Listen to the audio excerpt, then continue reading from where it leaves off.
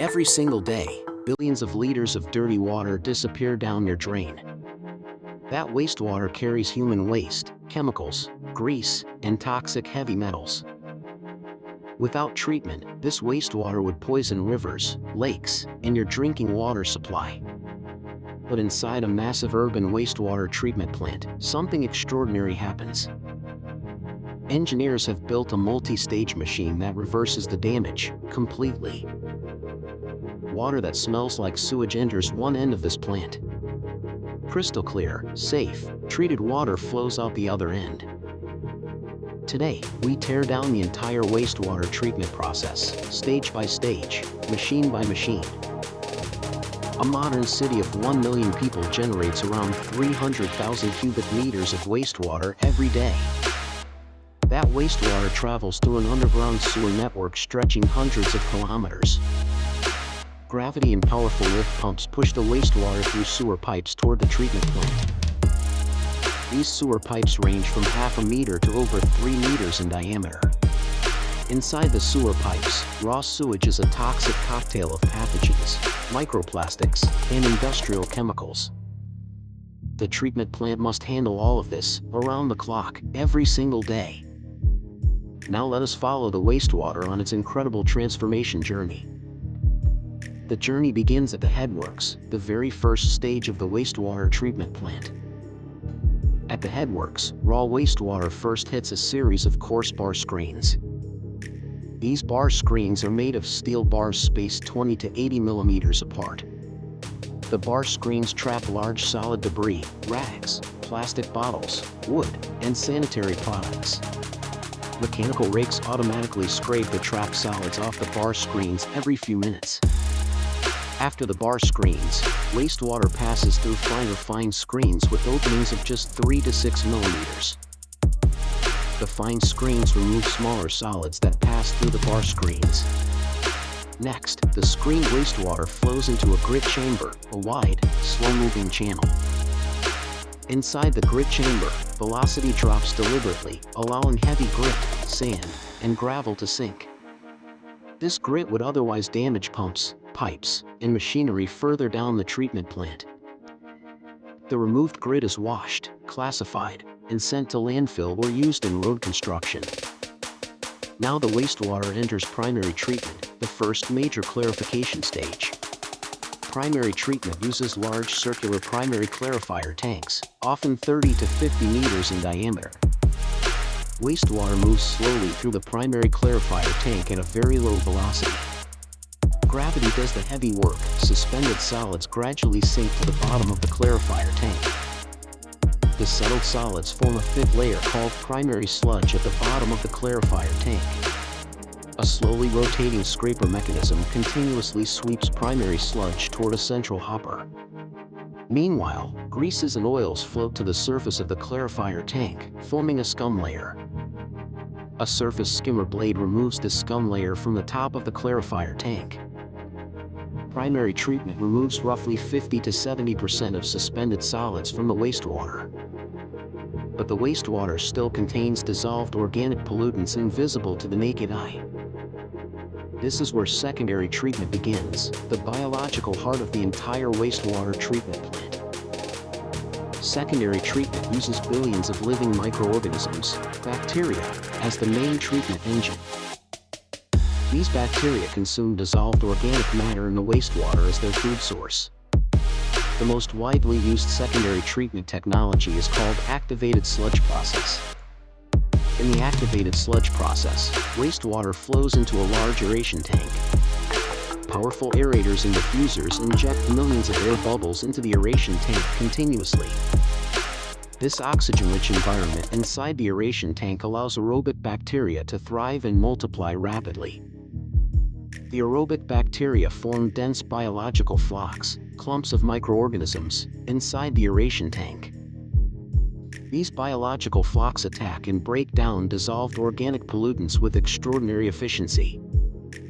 The aeration tank also contains specialized nitrifying bacteria that remove dangerous ammonia. Nitrifying bacteria convert ammonia into nitrate through a two-step biochemical reaction called nitrification. In a separate anoxic zone, denitrifying bacteria then convert nitrate into harmless nitrogen gas. That nitrogen gas is released harmlessly into the atmosphere, completing the nitrogen removal cycle. After the aeration tank, the mixed liquor flows into a secondary clarifier tank for separation. In the secondary clarifier tank, the biological flocks sink, leaving clear treated water above. A large portion of this settled biological sludge is pumped back to the aeration tank as return-activated sludge. But why do these bacteria work so reliably inside the aeration tank? The secret lies in precise control of dissolved oxygen levels inside the aeration tank.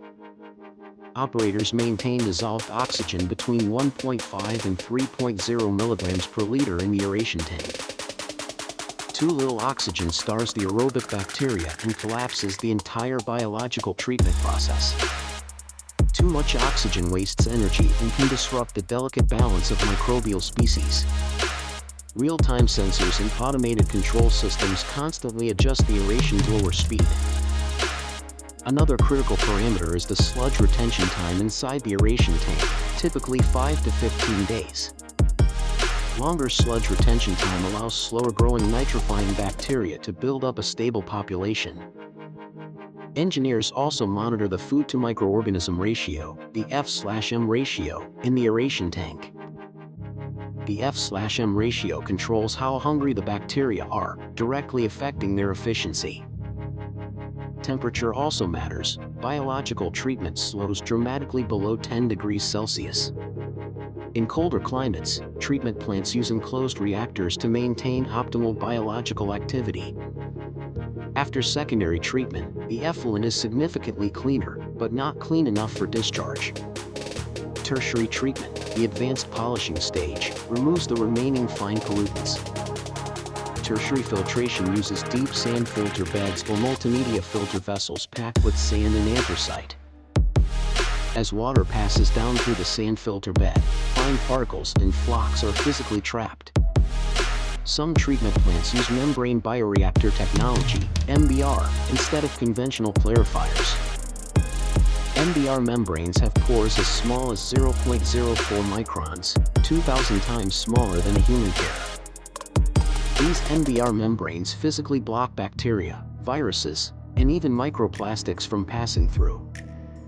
Phosphorus removal is another key step in tertiary treatment. Phosphorus causes harmful algae blooms. Chemical coagulants like aluminum sulfate or ferric chloride are dosed into the water to precipitate phosphorus.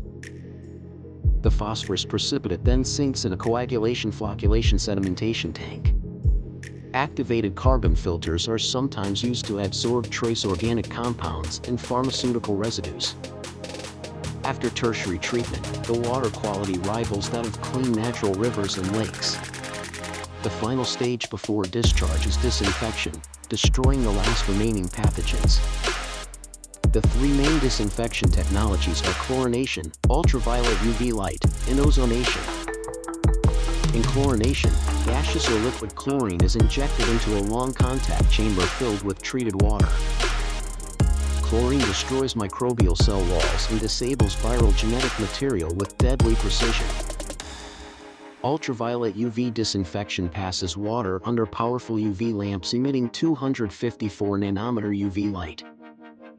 UV light at 254 nanometers directly damages the DNA of bacteria and viruses, preventing reproduction. Ozone disinfection generates ozone gas, a powerful oxidizing agent, by electrical discharge. Ozone destroys a wider spectrum of pathogens than chlorine and leaves no harmful chemical residues. But what happens to all the sludge collected from the clarifiers?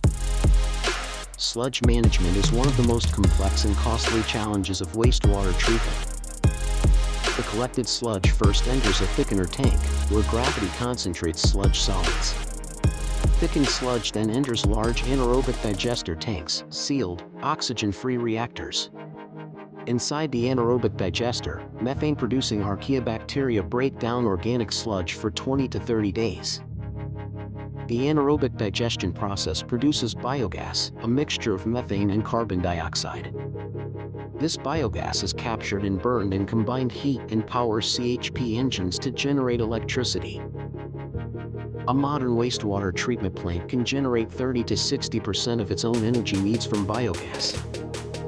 The digested sludge, called biosolids, is then dewatered using centrifuges or belt filter presses. Dewatered biosolids are often used as agricultural fertilizer, a circular resource recovery approach. After disinfection, the fully treated effluent is discharged into rivers, coastal waters, or reservoirs. But increasingly, treated effluent is not just discharged, it is recycled and reused directly.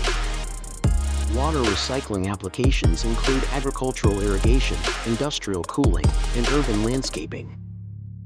In Singapore, the Any Water program recycles treated wastewater into ultrapure water for industrial semiconductor fabrication. Advanced potable water reuse, drinking recycled wastewater, is now reality in parts of the USA and Australia. Modern wastewater treatment plants are transforming into water resource recovery facilities, WRRFs. WRRFs recover not just clean water, but also energy, nutrients, and valuable bioplastics from wastewater. Struvite, magnesium ammonium phosphate, can be crystallized from wastewater as a slow-release fertilizer.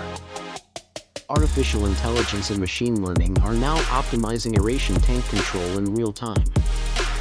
AI-driven systems can predict load fluctuations and pre-adjust aeration blowers hours in advance.